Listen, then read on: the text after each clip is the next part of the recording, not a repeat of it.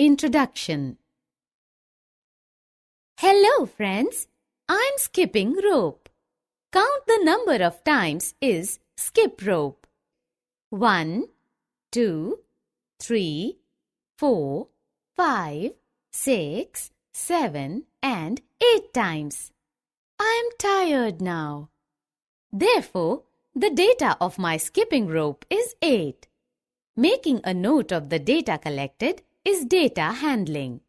There are various methods used for data handling. Let us learn some of these methods today.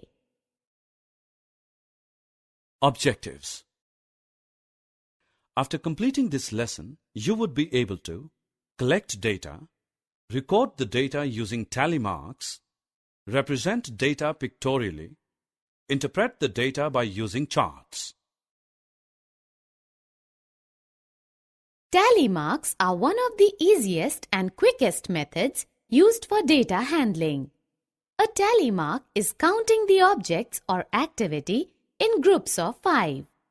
A single vertical line represents a single object. For representing 2 objects, 2 vertical lines are drawn. Each mark represents an object. While representing 5 objects, 4 vertical lines are drawn and a 5th diagonal line cuts the 4 vertical lines. For example, to count 3 mangoes, we make 3 tally marks. Let's do an activity to prepare a tally chart. Flip the coin and see what side of the coin appears. Is it heads or tails? Mark it in the table as shown. Continue to flip the coin for 25 times and for each time, mark the reading in a table. Counting the mark one by one takes more time to count. But by using tally marks, we can skip the count by 5s. It is quick to record data while using tally marks. Now let us analyze the given chart. In this chart, 4 students have measured their shoes on the paper.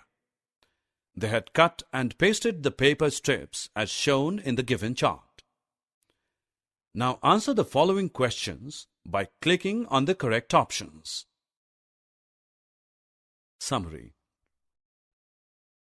Let us summarize what we have learned. Collecting information about various things is known as collecting data. Tally marks records data counting in group of 5s. Charts are pictorial presentation of data. Chart helps us to interpret data.